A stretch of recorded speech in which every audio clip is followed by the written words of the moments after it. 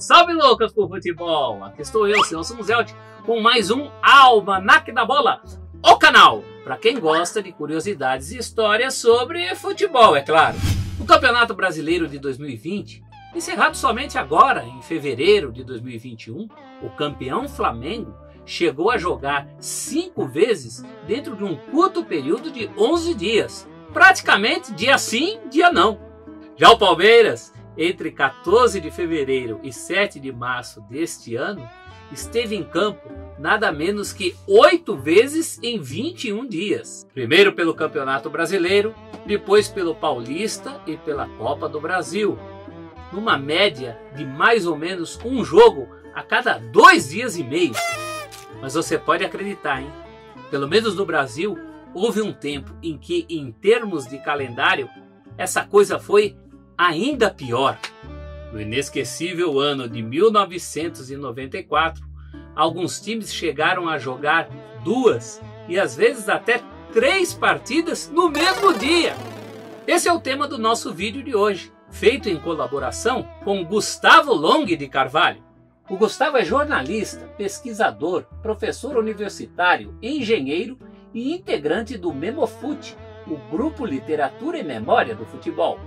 Foi o Gustavo quem me lembrou as incríveis histórias que eu vou contar agora.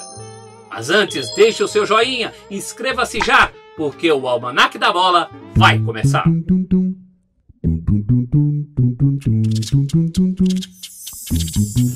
Quem acha que 2020 foi um ano atípico para o calendário do futebol brasileiro por causa da Covid, não lembra ou não viveu 1994. Ou então não é São Paulino, nem gremista. Naquele 1994, o São Paulo chegou a jogar 2 vezes no mesmo dia e horário e em locais diferentes. Depois disso, o tricolor ainda fez 2 partidas seguidas no mesmo dia no Morumbi. Já o Grêmio, também em 94, não fez 1, nem 2, mas 3 jogos seguidos na mesma tarde. A primeira dessas 3 aberrações aconteceu com São Paulo. Foi numa noite de sexta-feira, 29 de julho de 94. Enquanto os titulares estavam em Santiago do Chile, empatando por 1-1 contra a União Espanhola pelo jogo de ida das quartas de final da Libertadores, o time de reservas, chamado de Expressinho, estava no Morumbi, goleando o Araçatuba por 4-0 pela Copa Bandeirantes diante de um público de 24 pessoas. Pouco mais de 3 meses depois, em 16 de novembro daquele fatídico 1994, uma outra aberração acometeu o São Paulo. Dessa vez, o tricolor teve que entrar em campo 2 vezes seguidas naquela mesma noite de quarta-feira e por 2 campeonatos diferentes. Pelo menos dessa vez, ambos os jogos foram no mesmo local, o Morumbi. Na primeira partida, que começou às 20 horas, o São Paulo enfrentou o Sporting Cristal do Peru, jogo de ida das quartas de final da hoje extinta Copa Conmebol. No segundo jogo, logo na sequência, às 22 horas, o adversário foi o Grêmio, pelo Campeonato Brasileiro. O único jogador do São Paulo que participou das 2 partidas foi o meia Juninho, que depois se tornaria conhecido como Juninho Paulista.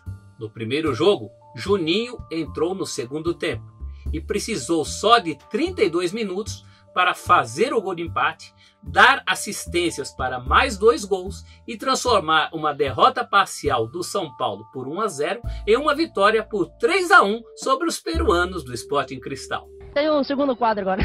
Agora tem o... Faz coisa de base. Né? Agora foi o segundo, agora tem o primeiro quadro. Você tem muita fome de bola, não precisa ter, não? Preciso, né? E isso a gente tem, acho que não só eu, mas todos os jogadores. Contra o Grêmio, Juninho esteve em campo apenas nos 20 minutos finais da vitória são paulina, também por 3-1. Também em 94, o Grêmio, um dos adversários são paulinos naquela noite, também teve o seu dia de jornada dupla, ou melhor, jornada tripla. O O Campeonato Gaúcho de 1994 foi um dos estaduais mais longos de toda a história do futebol brasileiro, com 23 times jogando em tudo e retorno e ocupando 44 rodadas. Teve jogo até em dia de Copa do Mundo e em dia de Campeonato Brasileiro. O campeão acabou sendo o Inter, mas o maior absurdo em termos de calendário envolveu o Grêmio. Em certo momento, os gremistas estavam com tantos jogos atrasados que no dia 11 de dezembro tiveram que fazer 3 partidas seguidas.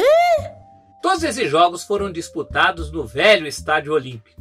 Às 14 horas, o Grêmio entrou em campo pela primeira vez e empatou com o Aimoré de São Leopoldo por 0-0. Às 16 horas, o Grêmio voltou a campo, ou melhor, já ficou, para vencer o Santa Cruz por 4-3. E às 18 horas, finalmente, o Grêmio venceu o Brasil de Pelotas por 1-0. Ao todo, 42 jogadores diferentes entraram em campo com a camisa gremista naquele dia. Vários deles atuaram em 2 dessas 3 partidas, começando em uma ou entrando em campo em outra. O jogador que fosse expulso no primeiro jogo poderia cumprir a suspensão no segundo, voltando no terceiro sem nenhum problema.